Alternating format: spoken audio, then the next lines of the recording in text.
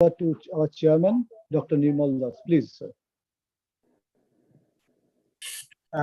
Very good afternoon to you all.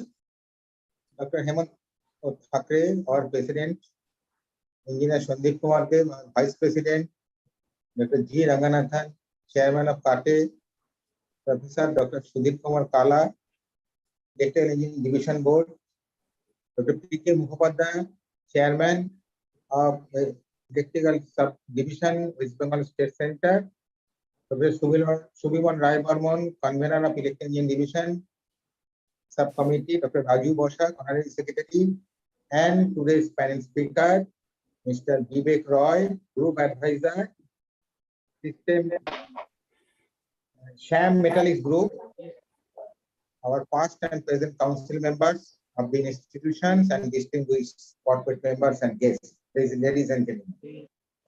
It is indeed my great pleasure and honor to be speaking here today in the webinar on energy efficiency and energy management, organized by the Electrical Engineering Division of West Bengal State Center, the Institution of Engineers India.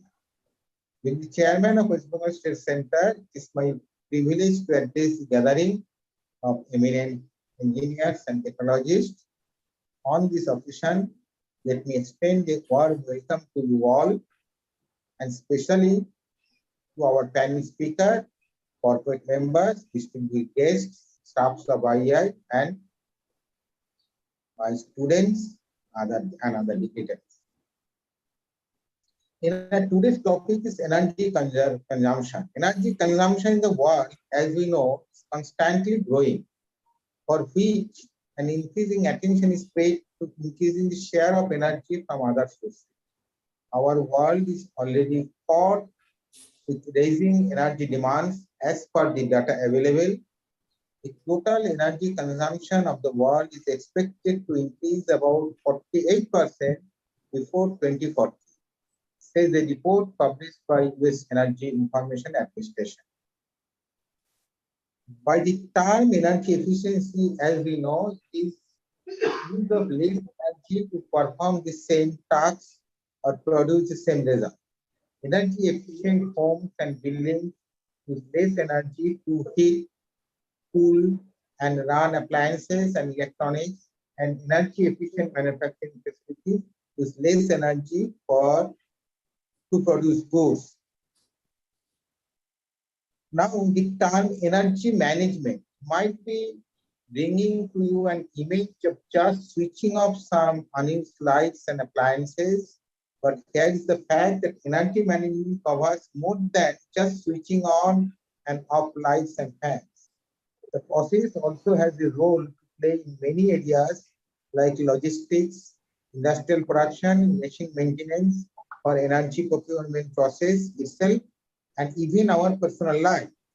So energy management is the proactive, organized, and systematic coordination of procurement, conservation, distribution, and use of energy to meet the requirements, taking into account environmental and economic objectives. Recognize that contrary to the ongoing beliefs, the energy management process applies not only to large buildings and industrial facilities, but even to our small living hearths, like our kitchens or dining room. So we can start applying this process right away from our home by switching off the electric appliances when not in use to save the electricity bill. Today, we have a very good and authoritarian panel speaker who is the distinguished personality in this particular field. In this webinar, I do hope that we are going to have much more details on the process of energy management, covering all the aspects, and it will give us the essential reasons for energy management, and will also describe the energy management system that does. Once again, welcome you all, and thank you very much. Thank you, Dr. Nirmal Das, for glorious welcome address. Our chairman, West Bengal State Center, IEI. Now, I would like to request Professor Dr. Sudhir Kumar Kala, Chairman, Electrical Engineering Division Board, IEI, to address the gathering, to address the session actually. Thank you. Now over to Professor Sudhir Kumar Kala.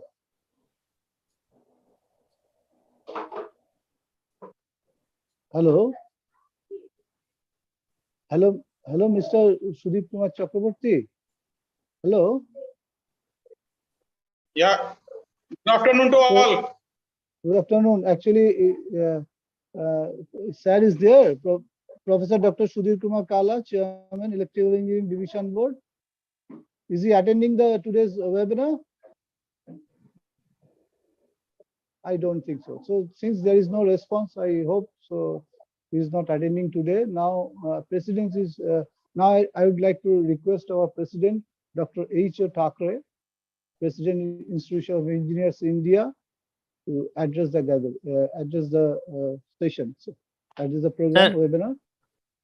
Sir, Yeah. Professor Kalla is not there, and President will not be able to attend the meeting, this webinar, because Okay. he is already busy with some other activity in Delhi. Yeah. So Okay. we can skip So, those. Dr. G. Ranganath is there. No, he is also not there. I think Mr. Sandeep Kumar Dev is also not also available today. Mm-hmm. Anyhow, so first I would like to request our Chairman of Electrical Engineering Divisional Committee, Dr. P.K. Mukhopadhyay, to address the gathering, sir. Over to Mr. P.K. Mukhopadhyay, please. Good afternoon, everybody. Dr. Nirmal Das, Chairman, West Bengal State Center, the Institution of Engineers, India. Dr. Shubhimal Rai Bormon, Convener, West Bengal State Center. Dr. Raju Bosak, Honorable Secretary, West Bengal State Center. Anirban Dotto, Partner and Chief Technology Officer. And finally, today's panelist, Mr. Vivek Roy, Group Advisor, SAM Metallics Group, and all fellows, members, past and present council members, students, and participants. And none other than Mr. Sudhir Chakraborty as well. At the outset, I, on behalf of Electrical Engineering Division of the Institution of Engineers India, West Bengal State Center, welcome you all in this webinar on energy efficiency and energy management. The very topic suggests the importance of the subject in today's rapidly changing power sector scenario, where energy efficiency and energy management is of paramount importance in today's world. Incidentally, today we have with us a person who has a tremendous experience in this area, Mr. Vivek Roy, Group Advisor, SAM Metallic Group, who has many feathers on his cap in this particular function. In a broad definition, as we all know, energy management is the process of tracking and optimizing energy consumption to conserve usage in a building or organization, and energy efficiency is the use of less energy to perform the same task or produce the same result. However, based on that, energy management can be defined as the proactive, organized, and systematic management of energy use in a building or organization to satisfy both environmental and economic requirements. While energy management offers multiple benefits to organizations, which include cutting costs through competitive procurement and strategically decreasing consumption, increased efficiency can lower greenhouse gas emissions and other pollutants, as well as decrease water use. To have a detailed know-how on this subject, we have the opportunity to listen to Mr. Vivek Roy today and subsequently interact with him. I would request the participants to utilize this opportunity fully and make this program a grand success. Thanking you all. Thank you, sir. Thank you, Dr. P.K. Mukhopadhyay, for the glorious speech. Thank you very much. Since this webinar is conducted in association with JS College of Engineering, Kollani, so a lot of participants are joining from this college, and we welcome them all in this webinar. So thank you very much, all the participants, those who are joining from JS College of Engineering. And today's topic is energy management and energy efficiency and energy management, which is very much pertinent topic considering today's technological world. So I would like to now invite Mr. Vivek Roy, who is one of the most knowledgeable person in this area, to present the today's webinar. Sir, now over to Mr. Vivek Roy. I welcome you in this webinar, sir. Please. Good afternoon, ladies and gentlemen. Dr. P.K. Mukhopadhyay, Dr. Nirmal Das, Dr. Raju Basak, Dr. Suvimal Rai Barman, Mr. Anirban Datta, Mr. Sudeep Chakravarti, and august audience in this webinar. Today's webinar discussion point is the role of energy management and energy efficiency, especially in the era of global warming. As previous speakers has emphasized two things, that nowadays the natural resource depletion is very fast and global warming is increasing. So looking to this particular point, I will discuss how energy management and energy efficiency can help immensely, and our resource can be made much more sustainable for the future generations to come, which is called the sustainability. In the recent years of globalization, we are sandwiched between ever-expanding industrialization, faster natural resource depletion, global warming at faster rate than predicted, and high GHG emission. This has been more complicated due to uncontrolled population burst around the globe. Whole world is in search of technologies which emit much less emission. Technologies can do the carbon capture and storage and use, higher production with lesser inputs, and so on. Given the above scenario, today's generation is facing a great challenge: how to keep control on depleting natural resource to make the world more sustainable. There are a lot of tools and technologies available to control the above issues, but one of the basic and most important issue is how to manage, use, and conserve energy. Managing, using, conserving energy leads to less and less resource use, thereby making the world more sustainable. Our objective of the discussion today is to understand the present situation of the energy crisis, how we can together mitigate the energy crisis, how sustainability can be achieved, how we can beat the global warming collectively, how the energy management standard ISO 50001 can help organizations to implement the energy management effortlessly and systematically in their organization. This is one of the major points we will discuss in the later on. How society can be benefited by implementing energy management system seamlessly. So all these things are nowadays very much burning topics, and we have to focus it collectively and ensure that the system is in line.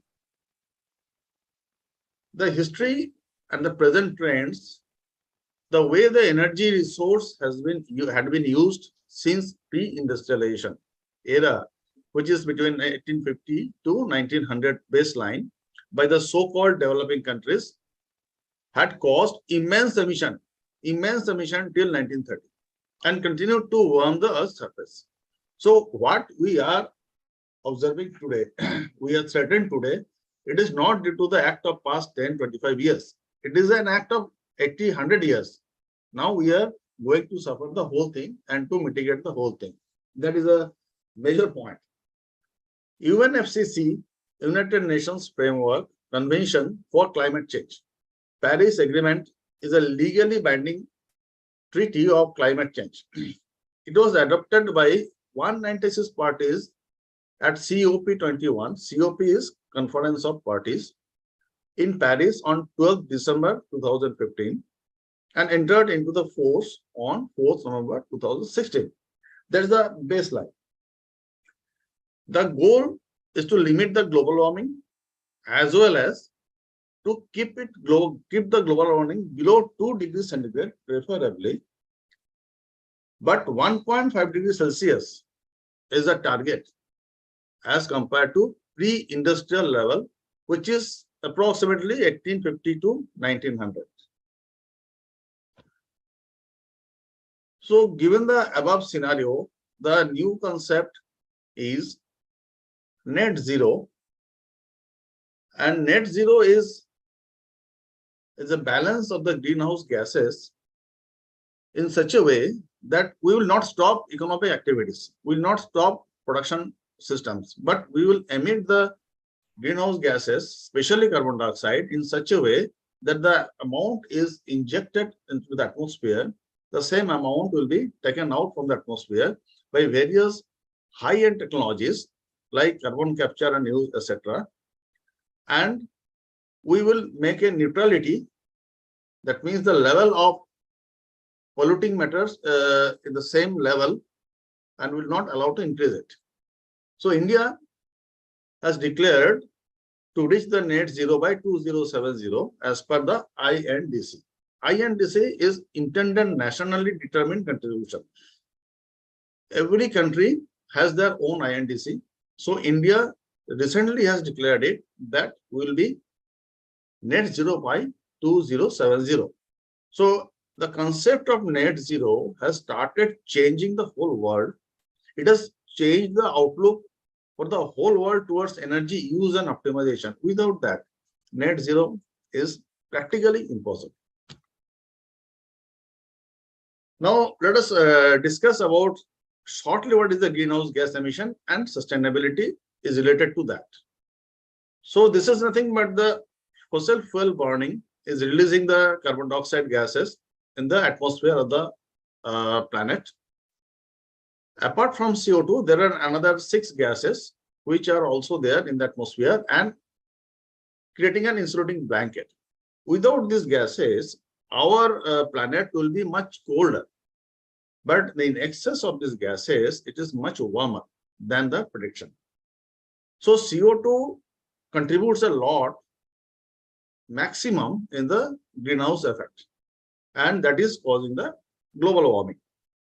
As on August 22, as per NASA, the CO2 concentration stands 419 ppm, which is 150% of its value in 1750, around 250 or 275 ppm, and rising alarming. So the natural resources are limited, and going through the present consumption rate, the resource will deplete fast. Hence, the sustainability is very important to us and our generations, because in a simple way, it is development that meets the need of the present generation, means our generation, without compromising the ability of our future generations to meet their own needs. Means whatever resource we have the access now to live a decent life, we have to give our next generation same resource level so that they can also have a decent life to live. So that's the sustainability concept, and we are moving towards the sustainability continuously by energy management and resource utilization. Greenhouse gases, just to be discussed in a short, are 7 gases, which are carbon dioxide, methane, nitrous oxide, hydrofluorocarbon, HFC. perfluorocarbon, PFC, sulfur hexafluoride, SF6, nitrogen trifluoride. So first two are having their effect on the greenhouse gases for the long time. And the last, the HFCs, PFCs, they are also staying the long time. The effect is not so high as like carbon dioxide. So we have to take care, especially the carbon dioxide part, while discussing about the global warming in future. Now, from this particular diagram, we can see carbon dioxide contributing 82% of the greenhouse emission in 2017, which might have been a little bit increased more slightly. As the energy demand is increasing due to economic activities, so more CO2 emission is happening in the atmosphere. CO2 is a greenhouse gas, as we discussed, and has a global warming potential of 1 with time horizon of 20, 100, 500. Each gas has been assigned a global warming potential with a number of years it is in the atmosphere, and the number is given accordingly. From the above, we can see how powerful is carbon dioxide gas and how it plays a major role in global warming. Energy demand, as per the key indicators from Indian Energy Outlook 2021 IEI, we can see that how the increment of the key indicators and economic indicators are rising. GDP has increased by 22%, energy demand has increased by 10%, oil demand has increased by 12%, coal demand has increased by 24%, residential energy use increased by 9%, car ownership increased by 13%, and CO2 emission increased by 18%. If we see the whole list, the interesting factor is that the CO2 emission is the outcome of all the previous GDP, energy demand, oil demand, coal demand. So we see ever increasing energy demand is increasing the emission, global warming, resource depletion. And how to tackle it? We are coming to the next slides. So India's total primary energy demand has increased from 441 MTOE, million tons of oil equivalent in 2000, to 880 MTOE in 2020, approximately 2 times increase in 20 years.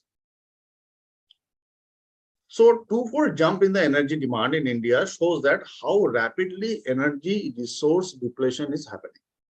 Naturally, because your population is increasing there, your economic activity is increasing, and natural resources are limited.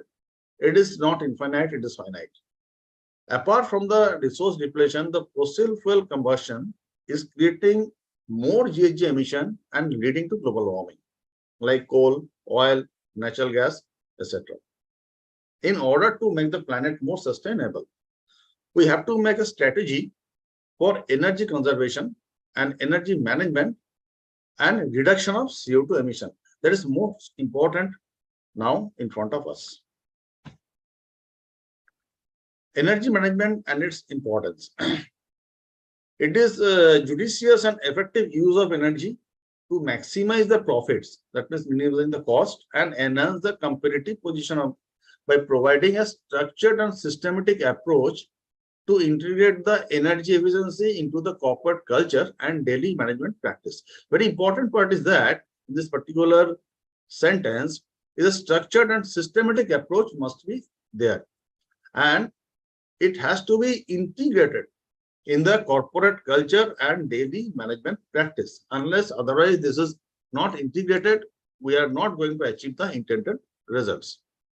So energy management can be defined as a proactive, organized, and systematic management of energy use in an organization, industry, commercial buildings, etc., to satisfy both the environmental and economical requirement. So this is a simple way. It is a proactive. It is not a reactive thing. it is organized. Until it is not organized, it cannot be focused to deliver the objectives, and it is systematic. We will discuss each and everything in the following slides. Now, I will try to explain how the energy management system can be implemented in an organization with the help of ISO 50001 Energy Management Standard, which is globally accepted now. So, major advantages of ENMS, Energy Management System, is shortly called the ENMS. If you implement an effective energy management system, the following advantages you will get it. It is a cost reduction. Basically, reduction of the primary energy consumption is a reduction of the cost.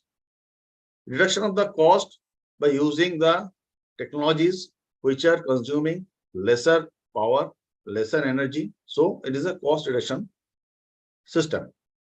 Reduction of carbon emissions, GHG, to reduce the global warming. That is a prime responsibility, one of the prime responsibilities we have to see in the long run.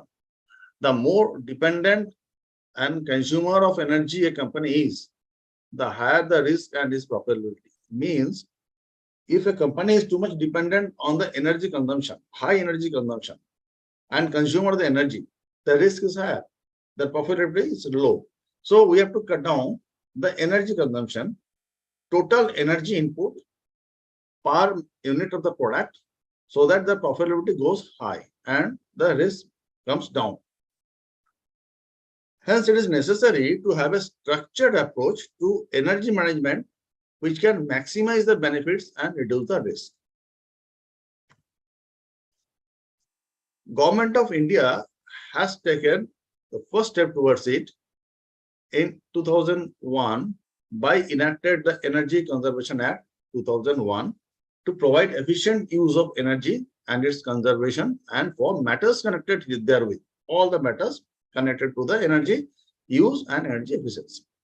The Act promotes energy efficiency and conservation. Basically, it provides the regulation of energy consumption by equipment, appliances, buildings, and industry. Apart from the Act and regulations and rule, companies and organizations must implement the effective energy management system, which must be established, implemented, maintained, and continually improved. These are the four pillars on which an effective energy management system can be profitably implemented. It must be established, implemented, maintained, and at continuous improvement. It is a closed loop chain. Energy efficiency is the use of less energy to perform same task or produce the same result in a simple way. Energy efficient processes, homes, buildings use less energy to heat, cool, and run appliances and electronics, and energy efficient manufacturing facilities use less energy to produce goods. So the concept is to apply the technologies which consumes less and less energy with the same output or higher output if possible. Energy efficiency is one of the easiest and most cost-effective way to combat the climate change, reduce energy costs for the consumers, and improve the competitiveness of the business.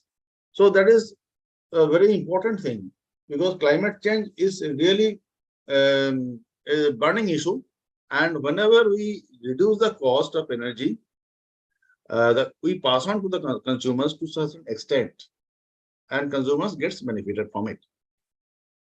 Energy efficiency is also a vital component in achieving net zero emission of carbon dioxide, so carbon footprint reduction using the recent technologies that we have explained how it can be done by reducing the fossil fuel burning, emission of the carbon dioxide, and then proceeding to the net zero.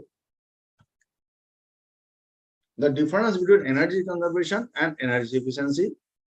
Energy efficiency refers to using technologies that requires less energy to perform the same desired task or function as other high energy using tools. So these are the technologies basically which uses the less energy and perform the same way to take out the desired output. And energy conservation, it is an attitude. It is a behavior or it is a deliberate act. Just switching off the light or don't idling the car when you are in the queue. Like this thing, unnecessary, we don't waste the energy. And that is called the energy conservation. Now, how to implement the energy management system? If we can't implement, organizations can't implement the energy management system in their own company, it will be difficult to achieve the net zero or to reduce the global warming or to reduce the energy consumption. Now, in the following slides, we'll describe how this can be achieved, implemented, nurtured, and improved continuously by ISO 50001-2018 Energy Management System, phase-wise. Some persons can think that we are going to implement the Energy Management System 50001 and take the certification. No, I am not going to dwell upon that certification part. Till 2005 to 2010, it has been seen that energy management system in small and mid-sized companies was seen as a burden rather than a boon. Why? They thought that the more implement of ENMS in the organization, the more paperwork, more expenditure, more manpower will be required to carry out all the above. So it is a burden. Hence, most of the small and mid-sized companies used to improve the energy efficiency and energy savings through small group activities like suggestion schemes, etc. There is no systematic approach at all, nor the leadership commitment. Even as on date, we cannot say that except some best organizations who has achieved the substantial energy reduction in the companies, most of the companies are still now in a not having systematic approach or leadership commitment. And hence, at this juncture, it is essential that we must implement ISO 50001.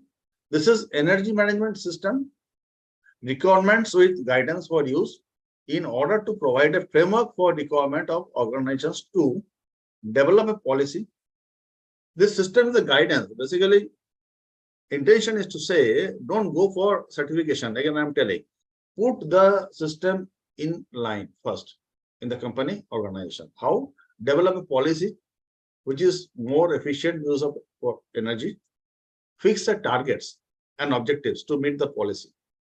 Use the data for better understanding and make the decisions about energy use. Measure the results. So you developing a policy. From the policy, we are fixing the targets and objectives. From the objectives, we start action plan. From the action plan, we take the data. From the data, we measure the results. Then we review how well the policy is working. And it is a feedback system to continually improve the energy management system. It is a very simple process. Only we have to give a lot of thinking to make it established in the organization. For the long time, it will sustain the energy resource base. So 50001, when implemented with ISO 50047, this is a standard which says how to determine the energy saving in the organization. It makes a huge positive impact in the energy management process. And that's the experience I have seen in various good organizations, that when it's clubbed with the ISO 50047, the result is really remarkable. But here the scope is limited. I will be dwelling on the ISO 2001 implementation internally to make it effective. The certain features of ISO 50001. It is a standard, is a set of interrelated and mutually interacting elements. We will show how the interrelated and mutually interacting elements are there in the later slides. By establishing the energy policy, objective, processes, procedures, action plans. These are the 5 things we discussed just now. The system says you have to have an energy policy and it is to be signed by a managing director and above. It is a commitment, public commitment. When you do a public commitment, you have to do it. Otherwise, you lose the face. Then the objective comes. From the policy, objective is derived. When objective is framed, then the process starts, how the processes are controlled. Once this is done, procedures to be updated and action plans to be framed. A systematic focus on energy management through optimum use of resource and reduction in waste is expected to reduce the cost, certainly. It can also lead to increase in production. It can improve the energy performance also, higher profits and reduced impact due to rising energy prices. So these are the all outcomes of the good energy management policy, objective and practices. Advantage of ISO 50001 is that with a structured approach, an organization can more likely to see tangible financial benefits. The benefits are tangible, not intangible. This is not on the paper. This is actually, you can see it. You can see that how you are profiting. Energy performance indicators and energy baselines are the 2 interrelated elements addressed in the standard to enable organizations to demonstrate the energy performance improvement. Now, very important part and most emphasized part is that energy performance indicators, ENPIs, and energy baselines, ENBS. This will always come into this particular 50001 standard, because these 2 are the things which will guide an organization to achieve the targets. How it will do, we'll discuss in the later stages. ISO 50001 standard addresses both energy performance improvement and management system approach to manage the energy. Very interestingly, this is addressing the 2 parts. One is the performance, energy performance, how the energy performance will be doing, and it is addressing the management system approach. If you don't have the management system approach, right approach, how you are thinking that your energy performance will function? It is impossible, practically impossible, or half-hearted. So the standard requires continual improvement of energy management system as well as energy performance to achieve the intended outcomes. And it is a continual improvement. This particular 2 words will come, continual improvement, everywhere in this particular standard. It is a closed loop process. That's why the continual improvement is there. And ISO 2001 has made a major leap in raising the bar by requiring an organization to demonstrate improved energy performance. So how it increasing the bar? Because suppose you have decided 2019-20, you will save 200 million units of energy. So 1921 passed, you go to the 2021, you have to raise the bar. No, not 200. It will be 225 million units will be saved. So that 25 million units you are adding, which is to be actually reduced from your energy consumption. So that's why you are increasing the bar. Now, from the previous slides, this is the relation between the ENMS and energy performance systems. The top one is the ENMS context. What is the context? It is the continually improved energy management system and continually improved energy performance to achieve the intended outcomes. What is the intended outcomes? The intended outcome is to reduce the energy intensity in every product. The intended outcome is to use the technologies which give the more output like this. Left-hand side, you can see is the energy management system set of interrelated and interacting elements. Very interesting, very easy. It's not so complicated. I am not telling that you go for the certification. Again, I am telling put the system on rail and everything will go automatically. So these elements are policy, objectives, energy targets, energy baselines, already we discussed, ENBs, energy performance indicators, ENPI, internal audits, next internal audits, addressing the non-conformities. Non-conformity is a big word, but it is nothing like a gap. What you have done and what is to be done is a gap. Find a gap and close the gap. Very simply. And how you are putting the whole thing into the procurement processes and design, like the very beginning in the design, if you put the energy saving technologies, it will benefit you. We will come later on how it will benefit you. So the outcome of the energy management system elements are promotes, supports, and sustains the energy performance improvement. So if you follow these things, an organization follows these things, the improvement is measurable results of energy efficiency automatically. Energy consumption related to the energy use compared to the energy baseline. So we will talk about the energy baseline. That baseline has to be first decided, against which the energy performance indicators has to be decided. And the baseline is just a line to compare the previous one, how we were, and now how we are. The second one is the achievement of the intended outcomes. What are those intended outcomes? Is the reduced cost of energy. It is intended outcome. Meet overall climate change goal. Reduce the global warming. Emit less CO2. These are the climate change goals. Improve the reliability of the system, of the processes, and increase the use of renewables. This is also a part which are replacing the fossil fuels and thereby less emission of the CO2 and greenhouse gases. Continual improvement of the ENMS.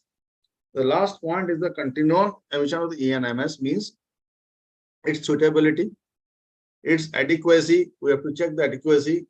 We have to check the effectiveness, how effective this energy management system into the organization, and alignment with strategic decisions of the management. So this is the overall thing. Once this picture is clear, any organization can implement it internally. But this is the only standard available in the world globally, which can make the energy management effective. The whole energy management system, ISO 50001, is completely dependent on this particular Pdca cycle, the right-hand cycle. And this Pdca cycle is applied everywhere. Just it is the foundation. You can see the plan. The top one is P plan. Right side D is do. C is check. A left side act. What does it mean? It's meaning that, and the central you will find the leadership. Leadership is the focal point. Leadership is the commitment. Leadership of the guidance. Leadership is the resource allocation. And then all Pdca will revolve. And the numbers given in the bracket like 5, 6, 7, 8, these are the clause of the ISO 50001.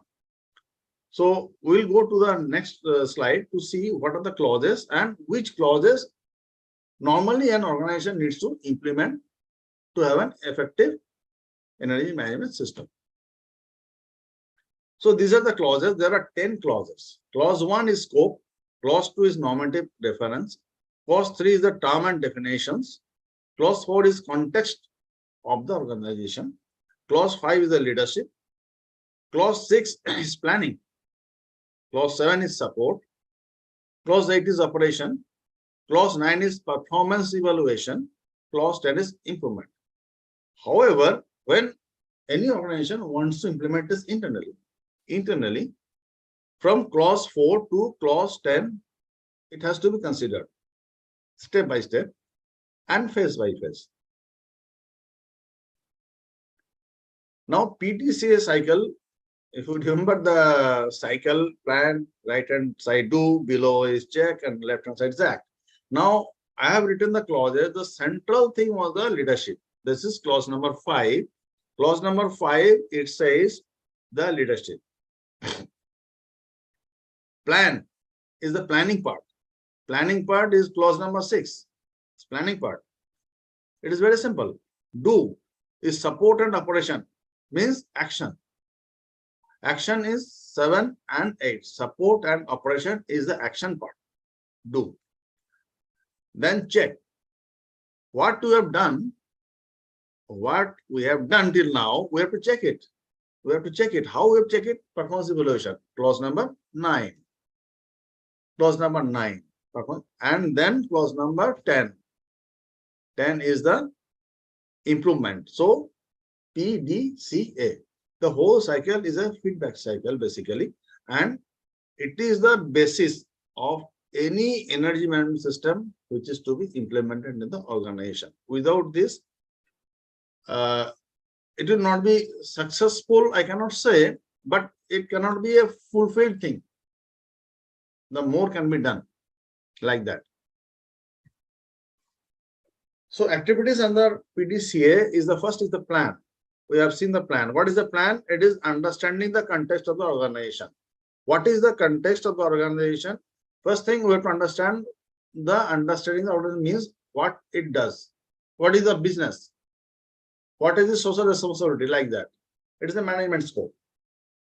Understanding the needs of and expectations of interested parties. Interested parties are those parties who are really associated with the business, like employees, shareholders, clients, vendors. All are interested parties, even those who are deciding outside of the boundary of the company and they may get affected.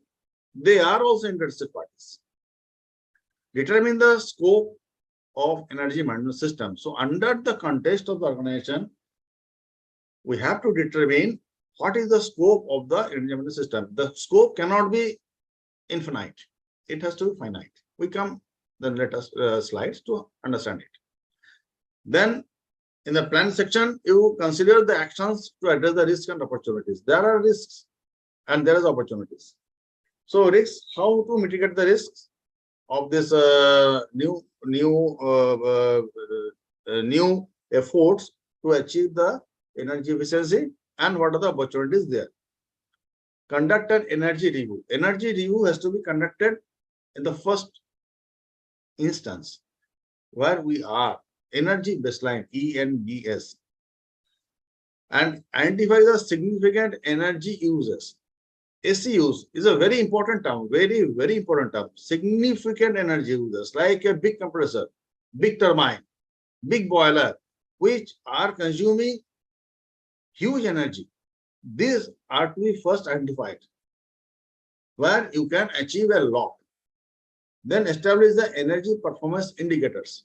Once you identified the SEUs, then you point it out to the energy performance in ENPIs. ENPIs is nothing but, say, kilowatt per metric ton, kcal per kilowatt hour, or kg per metric ton, like that.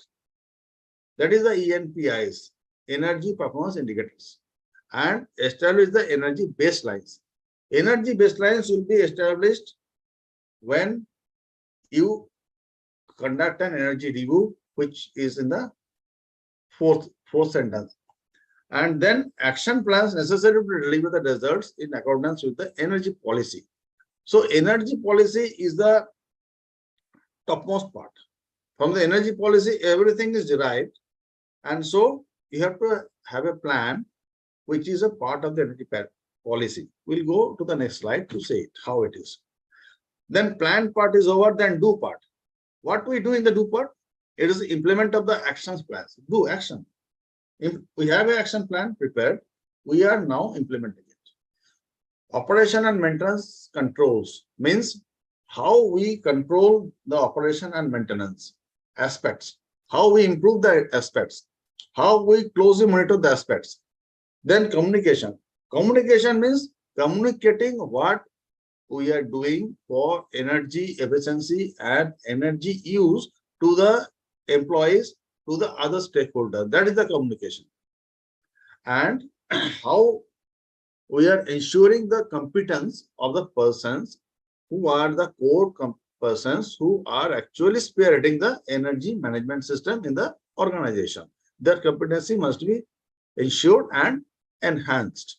And considering the energy performance in design and procurement, very important, very important. Though in the very first stage, the design, if you consider the energy efficient machines, you will be benefited automatically, rather than when you consider it to the retrofitting. And procurement also, the space procurement or any other procurement, energy procurement must have this particular leveling that we want energy efficient products only. Plan, do, then check. Pdca cycle, check. Check, what is check? Monitor. Monitor whether the plan is implemented properly or not. Measure. Measure what the action plan has been implemented and what is the outcome. Measure it. After measuring, you have a lot of data. The data has to be analyzed in the perspective of ENPIs. Unless we analyze the data, we don't know the gist what is to be taken in, or all the data go to the head and start writing there.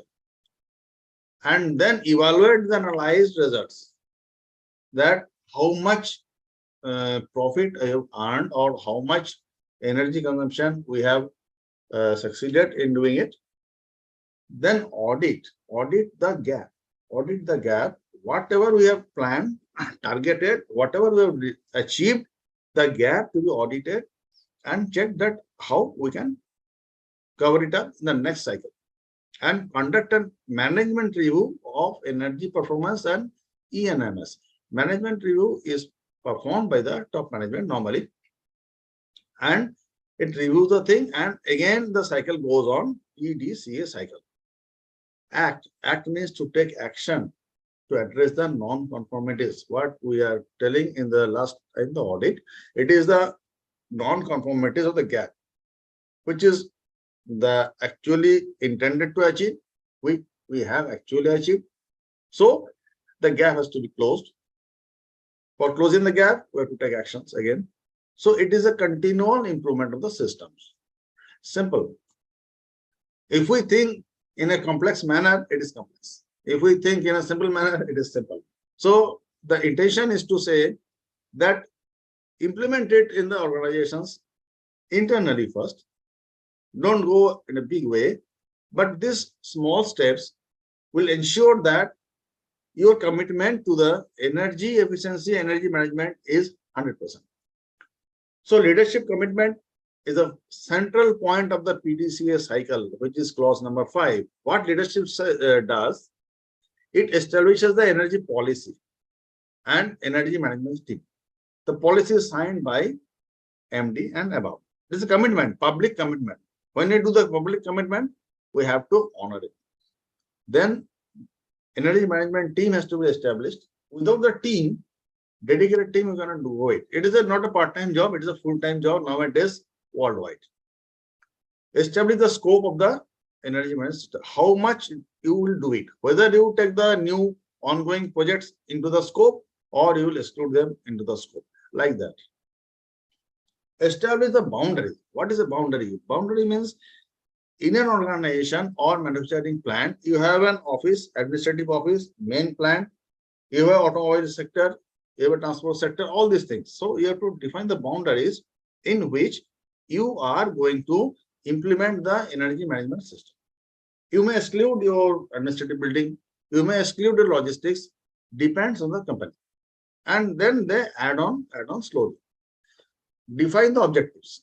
Objectives has to be defined. What is the objective? Is to save the energy reduce the energy consumption, and increase the profit, say. So this objective is coming from where? It is coming from the energy policy, derived from energy policy. Then allocate the resource. If you don't allocate the resource, don't have the team members, the fund, and whatever other things going on, the management, top management is responsible for allocating the resource. Then integration among the various departments. You have a various department: operation, maintenance, logistics, HR. So top management, what they will do, they will delegate some managers. You do this integrating process. It will be done. And once it is done, it is easy to implement. Establish an action plan. This is all I'm talking about leadership's commitment, the central part of the Pdca cycle. So define the organization's roles, responsibilities, and authorities. Once action plan is done, this action plan, again, it has to come from objectives. Remember, the objectives are coming from energy policy and action plans are coming from objectives. And from the objectives, we derive the energy targets. Then at the bottom, you can see it is a objectives and energy targets. Then support and promotion. The management has to see and support this as a movement, and never-ending movement. Then only the success can come. Energy policy, clause number 5. What is this? It is a foundation of developing an organization's energy management system through all phases of planning, implementation, operation, performance, evaluation, and improvement. Pdca cycle. It encompasses everything in the policy. It is a brief statement that every member of the organization can understand easily and apply at the work. It is not a complex statement. It is not a legal statement which goes right in the brain and nobody could understand it. It's a simple sentence, simply stated, and people will understand it and they will apply the works. That is the basic objective. The next slide, I will show you a model energy policy. So this is a just model energy policy statement. An energy intensive manufacturer of specialty chemicals, ABC company, strives to reduce its energy consumption. And costs and promote the long-term environmental and economic sustainability. Most important, long-term environmental and economic sustainability in its operation. And to achieve this particular goal, we are committed to reduce the energy use per unit of production in our manufacturing plant. So the energy use per unit of the product, we have to reduce it. How will we reduce it? It will come to the objective part and action part. Ensure the continual improvement in the plant energy performance. It is a continual, it is not a part-time thing, it's a full-time thing.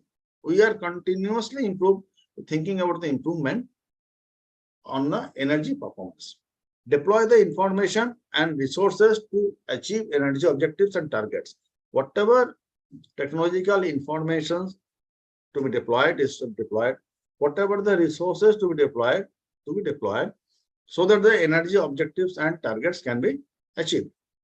Then uphold the legal and other requirements regarding energy. That means they honor the rules and regulations of the country and they will uphold it. Consider the energy performance improvements in the design and modification of facilities, equipment, system, and processes. That already we have discussed that this is a part of the design and procurement part. So objectives, now we are coming to the objectives. We have gone to the last part. We have seen the energy policy. Objectives are derived for the energy policy, how it is derived. So the following factors has to be considered for deriving the energy policy, energy objectives and targets. The legal requirements we described that it is to be really taken into consideration. Significant energy use. These are the equipments we have discussed previously. The equipments which really consumes huge amount of energy, identify them. Opportunities to improve the energy performance. what are the opportunities at present we have to improve the energy performance. Then how to increase the financial benefits, opportunities for financial benefits by reducing the primary energy consumption or secondary energy consumption or import of energy, whatever.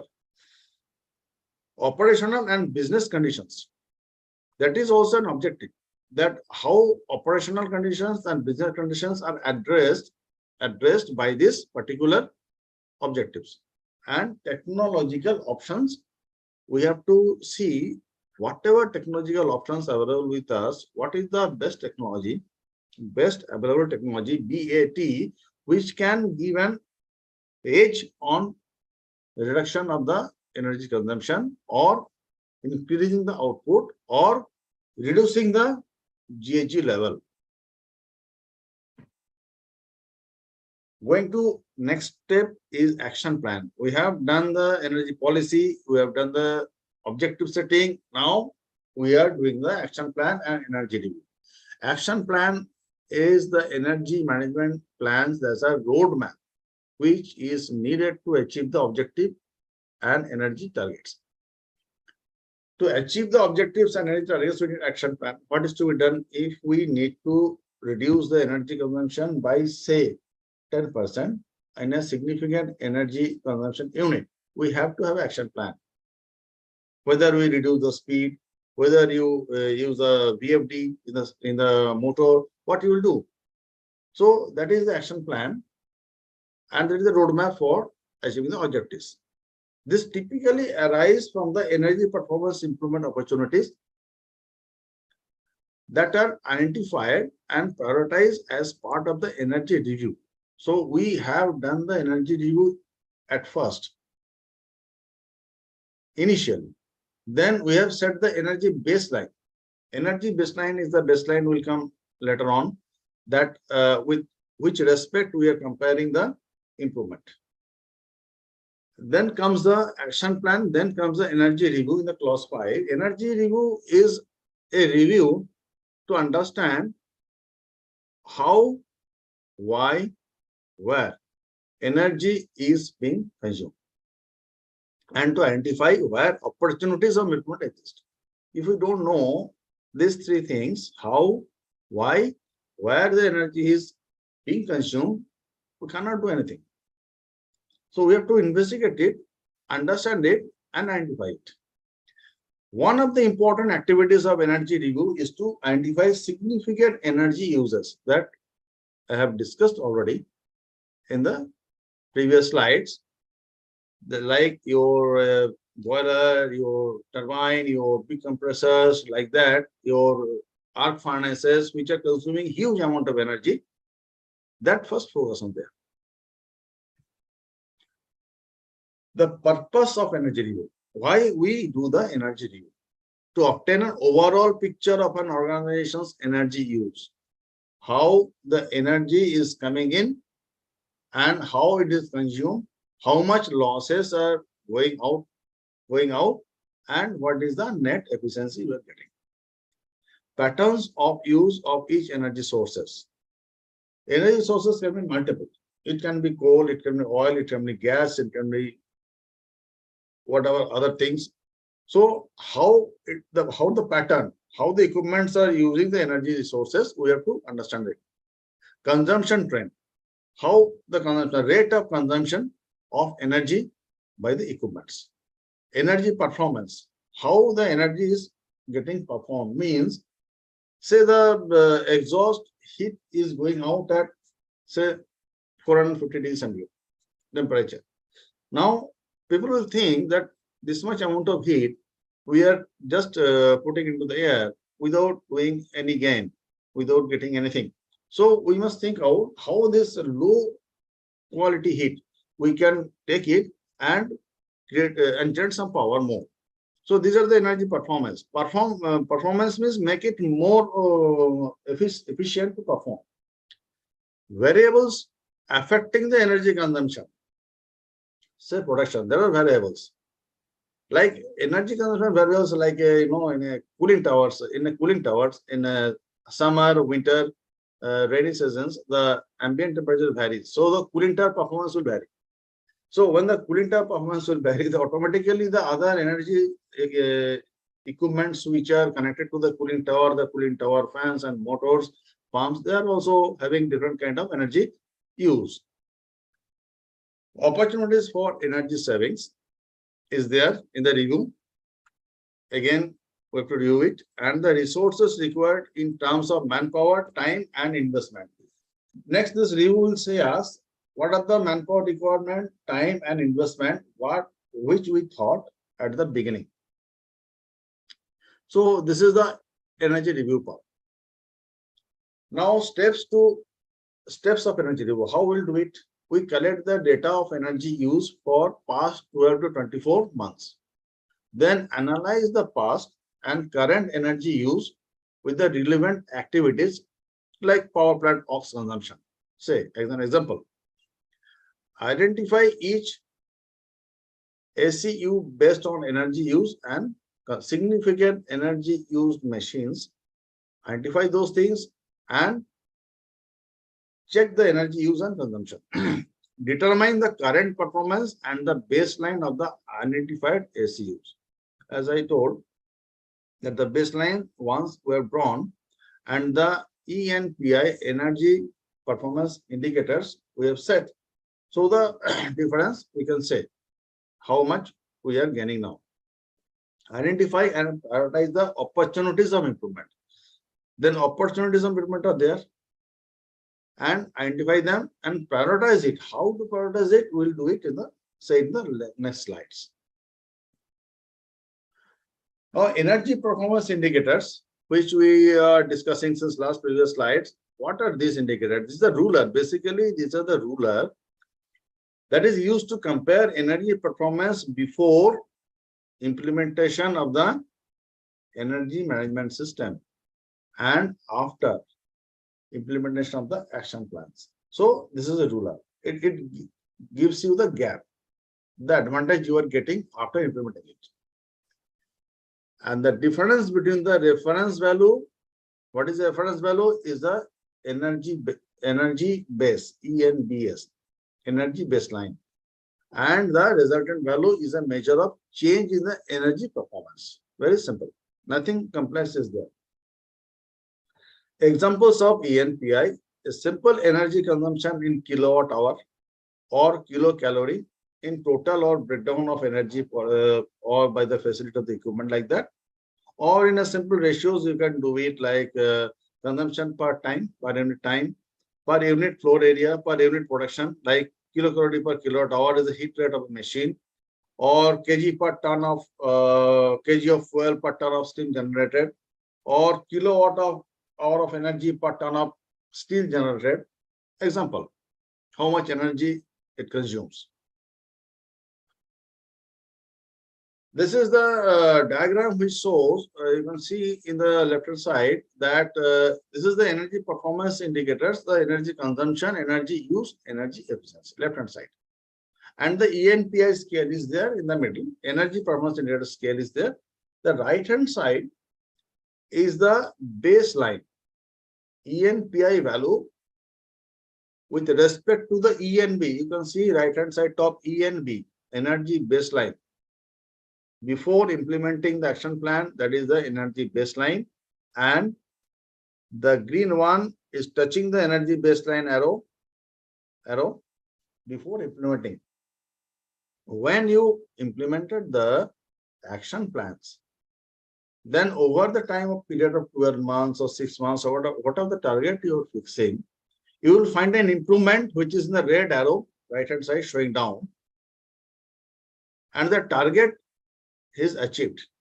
So current ENPI values are changed, they have come down. So that is the benefit. So this is how the energy performance indicators, energy baseline, your action plan and targets are working together to focus on to reduce the energy consumption in an organization.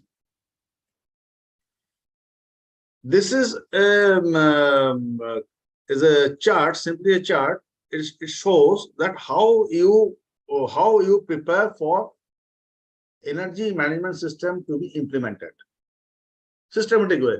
So what is the relevant portion of energy policy? You take a portion, part of the energy policy, we will improve the energy performance continually. Okay. Now, how we'll do it? Energy objectives. Reduction of the specific electrical energy consumption by end of 2019, July. It is given, the time is given that within this time, we are going to reduce the energy, specific electrical energy consumption. Now, energy, what is the energy target? What is the reduction target? Is 10% in units consumed per metric ton of production as compared to 2017-18. So 2017-18 became the ENB, energy baseline, and in 2019 you will be comparing the 2017-18. So target has been given. Now detail of the action plan. Whatever we have seen, the Pdca is coming in this chart. The details of action plan on what is to be done. We take only one example. All remaining inefficient lighting to be replaced with LED lighting. One action plan. Who will do it? The purchase will do it, the procurement, and maintenance will install it. By whom? Written. Verification for energy performance improvement. It's a verification process, like our performance appraisal in our company. So the power drawn by each type of existing lighting and the corresponding replacement. This is the verification process. Previous, what was there? Present, what is there? Resource, what are the required? It is the finance for procuring the remaining inefficient lighting and manpower doing it. So we have to replace the inefficient lighting, procure the new one. Finance is required. The top management will allocate the budget for that. Time frame is given December 2018. Method of verification of results. It is the electrical meter reading submitted. So the last part is called M&V system, that is measurement and verification procedure. So if you use this kind of chart, it will be easy for you, extremely easy for you to understand how you go. Right, so we go to the next slide. Energy baseline, we have described it, it is clause number 6. The energy review provides information and data needed to establish energy baseline. So energy review, we did it at the beginning. After that, we have put the energy policy, energy objectives, and then we are doing this energy baseline study so that we can implement the ENPI. Please remember the discussions in the last slides. So the energy baseline is the reference for measuring the energy performance over time. The reference will change 17, 18, 18, 19, 19, 20, and it will go on raising the bars. In order to have the continual improvement of the energy performance of the organization and to find out improvement, one has to have some base to compare with. That is the base. Organizations should adopt simple ways to express ENBS like heat rate, kcal per kilowatt hour, specific fuel consumption is a metric ton per metric ton of steel, and specific power consumption for a product, kilowatt hour per ton of product, etc. Very simple. Keep it simple. Energy baseline should have a particular period, which is called the baseline period. We described it. Now, operation planning and control. Operation planning and control, it is in the plan do part, right? So in the do part, what you are doing, you are checking and assessing how significant energy uses are operated and maintained in comparison with the energy efficient practice. What practice? We have planned and chalked out how it is operating now. We have to implement the best practices or criteria for operation and maintenance. These are to be developed internally by own experience and implemented. And people responsible for the following these practices, we have to ensure the people must be responsible to follow the best practices to reduce the energy consumption level. Some of the examples are operational procedure, maintenance procedure, control parameters, equipment changeover schedule, preventive maintenance schedule, standard maintenance practices, standard operation practices, and daily, monthly, weekly checklist. This is a very normal thing. Nothing is a very big thing. It's a normal thing, and we have to continuously improve the operation parameters, and we'll see a result is coming by its own. Going to the design. Design is a part of the, again, clause number 8. That is the design activity associated with energy saving and operation control presents one of the best opportunities to improve the energy saving for the new facilities, for the extension of the existing facilities, new or modified production processes. Any updates you do, refurbishments you do, change of use and design, it can be done. But we have to take all this energy saving consideration during all these phases. Please remember that the cost of incorporating energy efficiency measures during the design stage is much more lower, and the benefits of doing so are greater than implementing as changes later during operation stage. Really difficult. When you do a retrofitting, it is difficult. It is costing more. So this has to be introduced in the energy management system. Then we go to the procurement section. In the procurement, we procure a lot of things. We procure the primary energy. We procure the imported energy. We procure the bearings, fans, motors, gearbox, mechanical, electrical transformers, cables, everything. So whatever we do it, we have to put a clear-cut standard or practices that shall inform the suppliers that energy performance is one of the important evaluation criteria for procurement. Energy performance is one of the important evaluation criteria for procurement. That means whenever we do the procurement, organization do procurement, the energy performance is the criteria.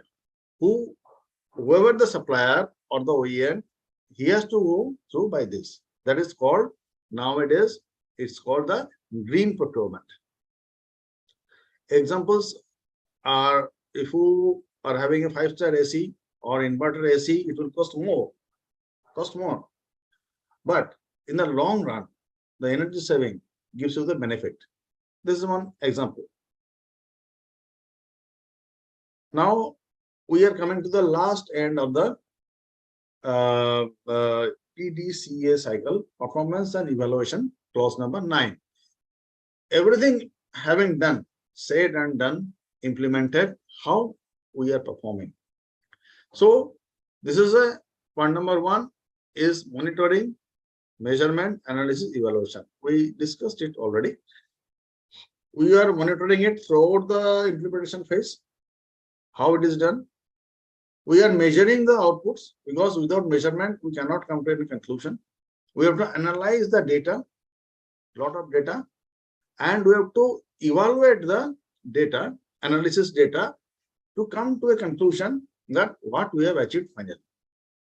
So this is the planning actions and evaluation of compliance action. Simple. We do a internal audit. Why we do internal audit in the performance evaluation phase? Because we are auditing that whatever we have planned, objectives we have set, planning we have done, action plan we have set, these are really followed or not. Sorry. If it is not followed, what is the gap? What is to be done to make it more effective? That is the audit program. We have an internal audit, we have an external audit. Internal audit can be done by internal auditors, or you can have internal auditors and get it done. But it is a strong request, it should be done.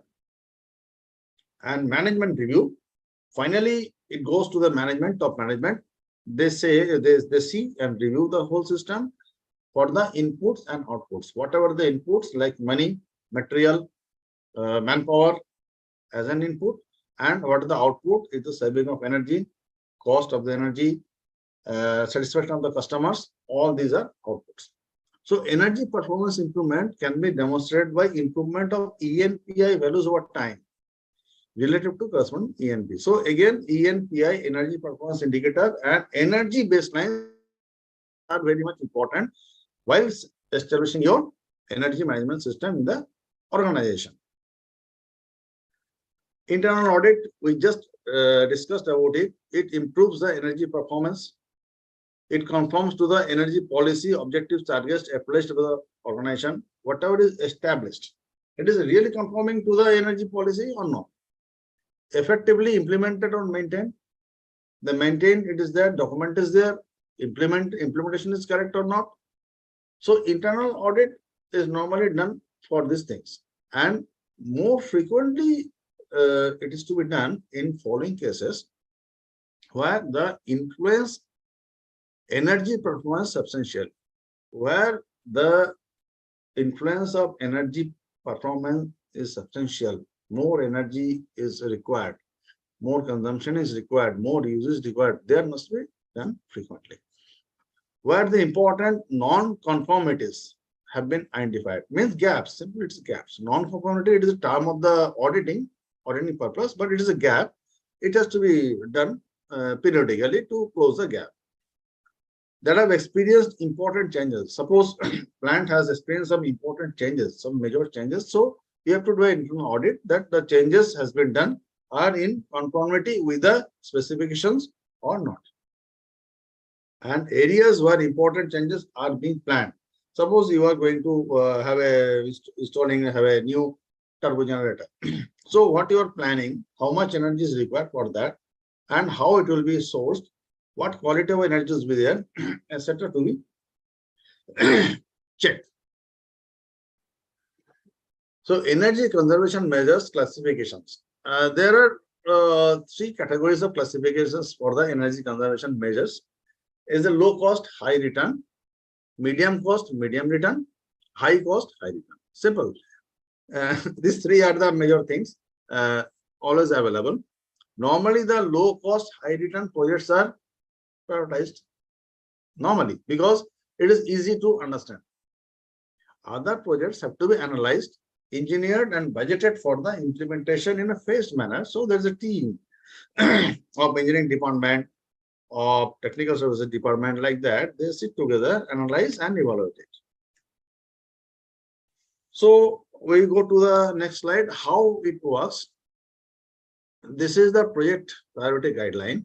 We can see A is a good. Why it is a good? Because economical feasibility, well defined and attractive. What are the technical feasibility? Existing technology is adequate. What is the risk or feasibility? No risk. High feasibility. Go ahead. Category B, maybe. Maybe means is well defined, but only marginally acceptable. What is marginally acceptable? Then technical feasibility comes into the picture. Existing technology may be updated, or lack of confirmation means whether it can be updated or not, we don't know. We have to think of it. So minor operating risk is there, may be feasible, but we have to discuss it. Number C, it is a hold. Hold means is poorly defined and marginally unacceptable. It is not defined. Somebody has told something to be done, but not defined correctly. And existing technology is inadequate. That is clear. That is clear, inadequate. So the risk and feasibility we have not calculated. It is in doubtful manner. So it is on hold. Why it is on hold? It has to be discussed further. And number D is no. No is clearly not active. Something we propose and we work on it and we see it is really not beneficial. The amount we are putting in and the benefit we are getting out, the ROI, return on investment, maybe 7 years, 8 years, 10 years, not attractive at all. So needs major breakthrough. The technology needs major breakthrough. It's another issue. We have to think of that. And then we say, no, not now. And not feasible. Risk is there, not feasible. So this is in a broad project priority guideline, which is normally followed. At the conclusion, there is a considerable opportunity available for more energy saving in many organizations. Still now, many organizations there. In order to go forward toward the sustainability, there is no option but to save energy and resources. That is very much clear. The bottom line is very much clear.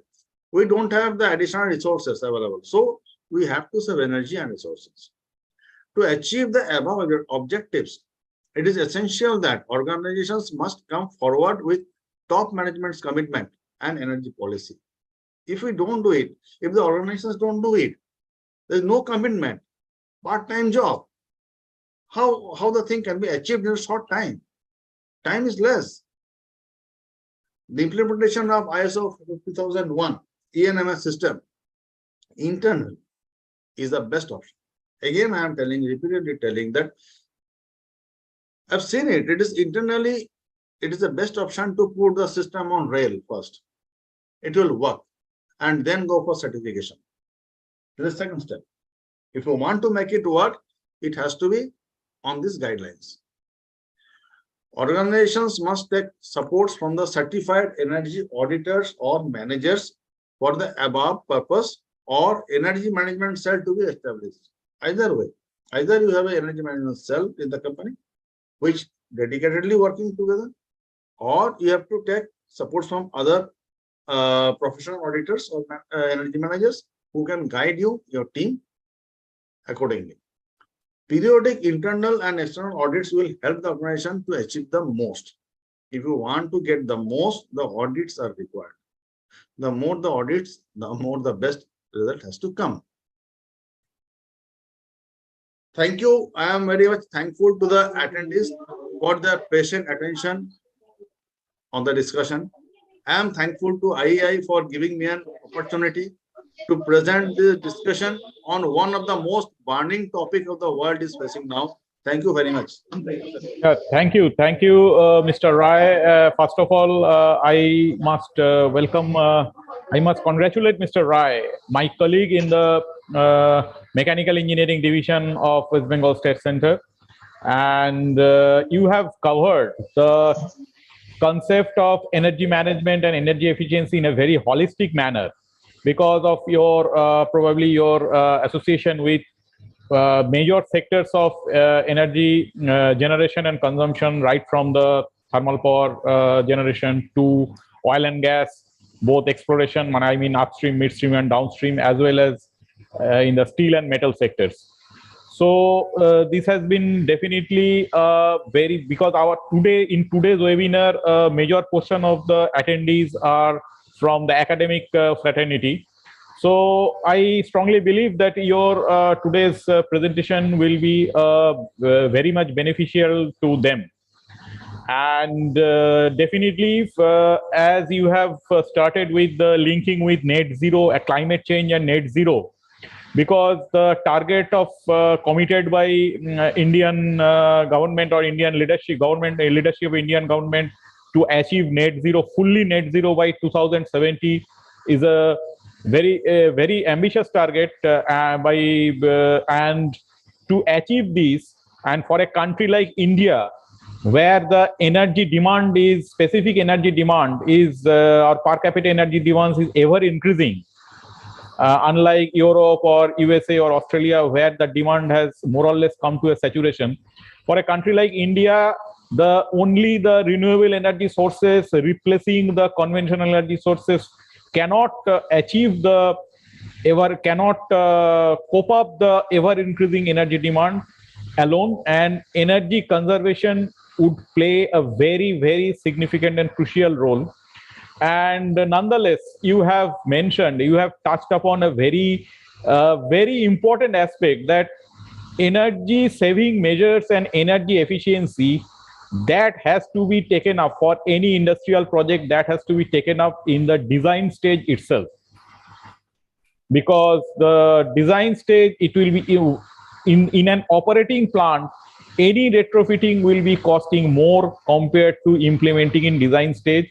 We are having Dr. Pdca Mukhopadhyay with us, our chairman of our Electrical Engineering Division of West Bengal State Center and former member secretary, Damodar Valley Corporation.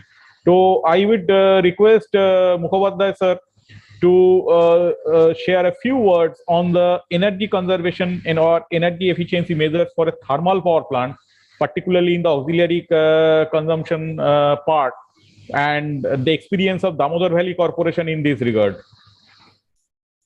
The presentation which Mr. Roy has just made is very important in the perspective of present day change scenario in the power sector, where the energy consumption is a very, very important consideration. And if it is not done, the DISCOMs will be penalized, are being penalized. I think number of participants are there. We may invite a few questions if they have. Yes, yes, sir. Yes, sir. Already we are having a few questions. We have a question from Mr. Paritos Twaggy, that selection. He has raised a question that selection of a strategy has a key role in management. Is there a step for a strategy selection in energy management? Mr. Rai, would you like to share one or two words on this? That what should be the step for selection of strategy? Yeah, good question. Strategies basically are dependent on the organization's management, organization's activity. It may differ from steel plant to power plant to oil and gas sector, but the baseline, the bottom line is very much clear that significant energy using machines you have to identify. Then baseline you have to set which year, and then you plan how to reduce the thing by introducing the energy management system. So the strategy for a steel plant is something different than a power plant. But the, yes, yeah, please. Absolutely correct, sir. So I think Mr. Taggy, you are having your answer from our eminent speaker. And another question, the name is not given, that he has asked that whether energy audit is the only way to start with, or with a simple PDCA we can start with quick wins. Yeah, perfect. Our discussions today was not on energy audit at all. Our discussions today is to how to establish the energy management system in an organization. So PDCA cycle is perfect if you implement it internally. Because yes, sir, because you have emphasized upon a very important thing, that the leadership, because energy saving and energy management, that must come from in a top-down approach. In bottom-up approach, it cannot be implemented, particularly in a country like India. So nowadays, definitely the project proponents as well as the plant owners, they are also very much aware of the positive impact of energy conservation and energy efficiency. Unlike what you have mentioned, it was many of the medium and small scale industries, it was thought of as a burden in last decade of the previous century, or till the first decade of this century. But nowadays, the mindset and outlook, it has been improved quite a lot. And in earlier projects, the consultants or the designers who were involved in planning the entire project, preparing the plant layout, because preparing of plant layout can be done in a very efficient manner, so the material flow takes the minimum route. But earlier, the mindset of our consultants were something else, and the very complicated and cumbersome plant route and taking long route of the material flow, that has in the many of the old plants cutting across the segments, different domains, it has become a bottleneck. So we have received another question from Mr. Arunendu Saha. First of all, he has congratulated our eminent speaker today, and he has asked that he has asked something on from you from the secondary energy usage, and he has also asked whether any breakdown or for any asset or equipment breakdown and any leakage or any other upset, how that can impact the energy conservation measures or energy efficiency of a plant? Yeah, very good question by Mr. Shah. So the integrity, mechanical integrity of any plant or system is very important. So if the mechanical integrity is lost partially also, there is a chance of release of energy. We know the flank busted out or the coal piping has eroded out like that. So your primary energy input or the output energy is going out. So anything like that happens that is actually threatening the mechanical integrity of the system. So we have to focus how this particular mechanical integrity repeatedly should not break down, and thereby we resist the loss of the energy to the surrounding. Thank you, Mr. Roy. And some of our attendees, they have asked for the getting a copy of the presentation. I would request them to kindly drop a mail to the IEI headquarter technical department. And I would request Mr. Sudeep Chakraborty to kindly put the email ID of technical department in the chat box, and it will be taken up. Whether presentation can be shared or not, that will be taken up by the IEI headquarters directly. And I would request Mr. Sudeep Chakraborty to kindly type down the technical department email ID so that the participants can send individual requests for having the presentation, and based on the decision and policy of IEI, whether it can be shared or not, that will be looked into. And Hello. yes. So you mean the sharing of the slide? Yes. Is it possible? Is it possible to share? Yes. It is so. So I believe the participants who have registered for the e-certificate, Yes. I believe it will be restricted to them only. So I would request you to kindly note down whether any participant would be requiring the presentation who are registered for the e-certificate, and the participants who are yet to register for the e-certificate, they also can register for e-certification, I think, for till tomorrow. Day after tomorrow. Day after tomorrow. So I would request, in case you need the presentation, so definitely I would request you to register for the e-certification so that along with your e-certificate, the presentation can be shared as well to you. So there are two hand raised from P. Binayagam Panusami and Mr. Chetan Kumar Gajera, as well as Mr. Gangaram Veera Sankara. I would request you, if you have any question, kindly type it in the chat box.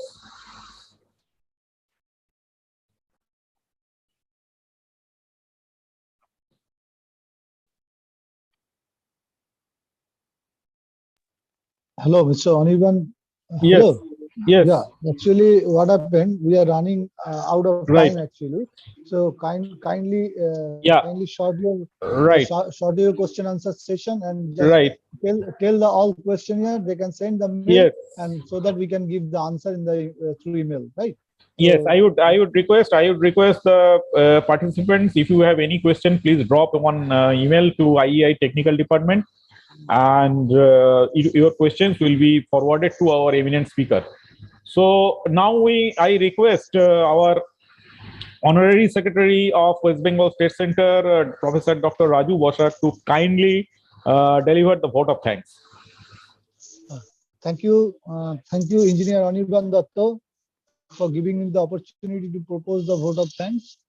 It is a great pleasure for me to extend my sincere thanks and gratitude to all the distinguished participants in the technical webinar on the theme Energy Efficiency and Energy Management, organized by the Electrical Engineering Division, West Bengal State Center, IEI.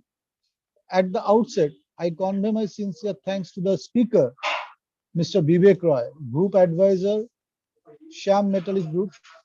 My sincere thanks also goes to the Dr. Nirmal Das, Chairman, West Bengal State Center, IEI, Dr. H.O. Thakre, President IEI, Engineer Sandeep Kumar Dev, Vice President IEI, Dr. P.K. Mukhopadhyay, Chairman, Electrical Engineering Divisional Subcommittee, West Bengal State Center IEI, Professor Dr. S.K. Kala, Chairman, Electrical Engineering Division Board IEI, Dr. G. Rangana, Chairman, Committee of Advancement of Technology and Engineering IEI, Mr. Anirban Datto, Partner and Chief Technology Officer, Messiah Engineers and Joint Honorary Secretary, West Bengal State Center IEI, and who acted as a moderator of this program as well. And my sincere thanks also goes to Engineer Dr. Moitrey Chakraborty, who is the Assistant Professor of Electrical Engineering Department of our GIS College of Engineering, Kollani, who have equally taken the responsibility to organize the program. Thank you very much. And as you know, the GIS College of Engineering is acting as a partner of this webinar. So a lot of participants are joining from GIS College of Engineering, Kollani. So I must give thanks to them for joining today's program. The same feeling is also being showered to all members of the council and the division board member of ELDB, all the members of the committee, West Bengal State Center IEI, and all members of the Electrical Engineering Divisional Subcommittee, Director Technical IEI,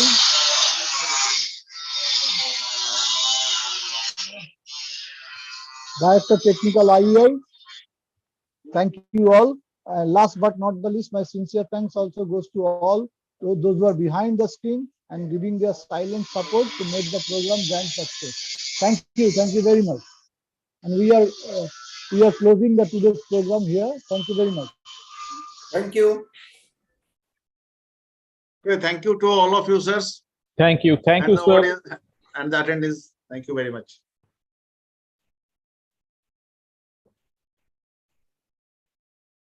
Sir, with permission of the chair, I am